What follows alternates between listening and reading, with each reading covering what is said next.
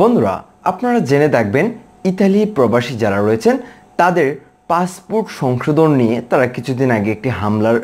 কর্মযোগ্য করেছিল এবং সেখান থেকে তারা ওই দেশে দূতাবাসে তারা অনেক দিন স্টে করেছিল বা ওইখানে তারা আসলে অনশন করেছিল, কিন্তু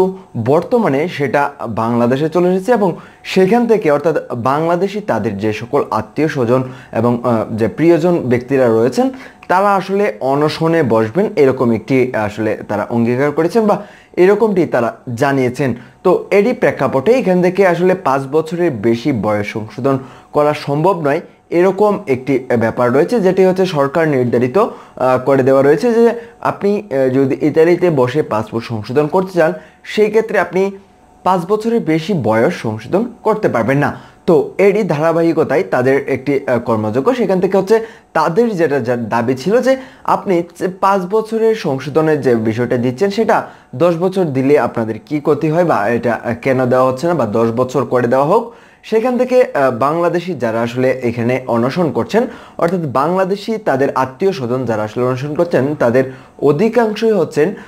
লিবিয়া হয়ে বা অন্যান্য দেশ হয়ে তারা ইতালিতে প্রবেশ করেছে এবং ইতালিতে তারা এখন বর্তমানে অবৈধ হয়ে আছে এবং অনেকে এরকমটা বলছেন যে তারা আসলে লিবিয়াতে হয়ে যখন তারা গিয়েছে তারা অনেক সময় নিয়ে গিয়েছে বা 10-15 মাস বা ওইখান থেকে হচ্ছে আপনার 14-15 লাখ টাকার মতো তারা খরচ হয়ে তারা কিন্তু ইতালিতে অবস্থান করছেন এবং সেই ইতালিতে তারা কিন্তু এখন বর্তমানে অবৈধ আকারে আছেন। তো সেই ক্ষেত্রে ইতালিতে যেহেতু তারা এখন বর্তমানে অবৈধ, তারা ওই দেশ থেকে কোনো ব্যাংকিং লেনদেন করতে পারছেন না, তারা এই দেশে টাকা পাঠাতে পারছেন না, তাছাড়া হচ্ছে তারা ওইখানে যেহেতু অবৈধ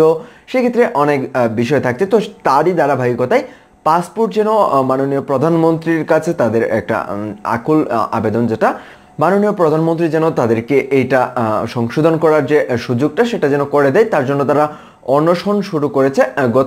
আগামী রবিবার থেকে তারা আসলে এই কার্যক্রমটা শুরু করবেন বলে তারা আসলে জানিয়েছেন এবং তারা যে বিষয়টি বলছেন যে আপনারা হয়তো দেখতে পাচ্ছিলেন যে ওইখানে হচ্ছে তারা পাসপোর্ট যে সংশোধনের যে ব্যাপারটা সেখানে শুধুমাত্র যে তাদের বয়স সংশোধন সেটা নয়, তাদের এখানে এমডি বা মোহাম্মদের যে ব্যাপারটা এবং নামের অর্থাৎ ফার্স্ট নেম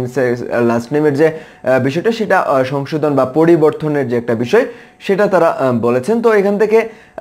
আমরা বুঝতেই পারছি যে আসলে ইতালি প্রবাসী যারা রয়েছেন তাদেরকে আসলে এই পাসপোর্ট যে সংশোধনের যে ব্যাপারটা সেটা আসলে জন্ম নিবন্ধন অনুযায়ী তাদেরকে দিতে হবে এরকম তাদের দাবি। তো সেটাকে আসলে সরকার করে দিবে কিনা সেটা হচ্ছে মুখ্য বিষয়। এবং আপনি যদি আসলে ইতালিতে বসে থেকে আমাদের এই ভিডিওটা দেখে থাকেন তাহলে হয়তো বা আপনারা অনেক নিউজে দেখেছেন যে আপনাদের যে আত্মীয় স্বজন বা পরিজনরা যারা রয়েছেন তারা আসলে এটা নিয়ে অনশন করছেন এবং তারা চাচ্ছেন যে পাসপোর্টটা যেন সংশোধন করার একটা প্রসেস করে দেওয়া হয় এবং সেটা যেন লিমিটেড আকারে তারা যেন সংশোধনটা করতে পারে। তো তার জন্য একটা আইন কানুন বা নিয়ম কানুনটা যেন চালু করে দেওয়া হয় এবং যে ইতালি দূতাবাস থেকে যেটা বলা হয়েছে যে এটা হয়তো বা সংশোধনের যে ব্যাপারটা সেটা যদি সরকার চায় বা সরকার যদি করে দেয় সেক্ষেত্রে তারা আসলে কাজটি করতে পারবেন। তো এটা আসলে সরকার আসলে ডিপেন্ডেন্ট, যে সরকারের উপর ডিপেন্ডেন্ট যে বিষয়টা আসলে কতটা নাগাদ হবে বা এটা কি হবে কিনা বা এটা কতটুকু সংশোধন করা যাবে বা 5 বছরের বেশি সংশোধন করার অনুমতি দিবে কিনা সেটাই আসলে দেখার বিষয়। তো ইতালি প্রবাসী যারা আসলে পাসপোর্ট নিয়ে যারা আসলে বলছিলেন যে পাসপোর্ট যে সংশোধনের যে বিষয়টা সেটা নিয়ে আসলে আপনাদের যে মতামতটা ছিল সেই মতামতের ভিত্তিতে আসলে তারা আসলে অনশনটা করেছেন এবং সেই অনশনটা চলবে আরও অনেক দিন পর্যন্ত এরকমটাই তারা জানিয়েছেন। তো পরবর্তীতে কি হবে না হবে সেগুলো আপডেট আপনারা জানতে অবশ্যই আমাদের এই চ্যানেলটিকে সাবস্ক্রাইব করে রাখবেন এবং যে ইতালি পাসপোর্ট সংশোধনের যে বিষয়টা সেটা আসলে আপনারা আপনাদের যে মতামত রয়েছে বা এটা সংশোধন করে দেওয়ারকে আসলে এই যে 5 বছরের বেশি যে ব্যবধানটা অনেকেরই আসলে 10 বছর 15 বছর পর্যন্ত ডিফারেন্স রয়েছে, 6 বছর 7 বছর এরকম ডিফারেন্স রয়েছে। তো এগুলাকে আসলে সংশোধন করে দেওয়ার যে প্রসেসটা সেটাকে আসলে চালু করে দেওয়া উচিত কিনা বা আপনার ব্যক্তিগত মতামত থেকে আপনি কি রকমটা বলতে যাচ্ছেন বা সেটা আমাদের দেশের জন্য কতটা উপকৃত হবে বা আমাদের দেশে কতটা ভাবমূর্তি উজ্জ্বল করবে এবং সেটাকে আসলে করে দেওয়া উচিত কিনা সেটা আপনার ব্যক্তিগত মতামতগুলো অবশ্যই আমাদের কমেন্ট বক্সে জানাতে ভুলবেন না। তো যে ইতালি প্রবাসী যারা আসলে এই যে পাসপোর্ট বিভ্রাটে রয়েছেন বা পাসপোর্ট সংশোধন করতে পারছেন না আপনাদের জন্ম নিবন্ধন অনুযায়ী, তো সেটাকে আসলে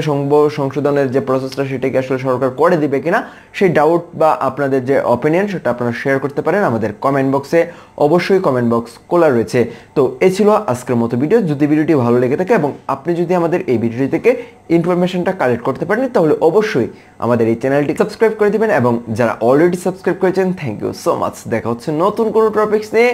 নতুন কোনো ভিডিওতে। সেই পর্যন্ত ভালো থাকবেন, সুস্থ থাকবেন, টাটা, টেক কেয়ার।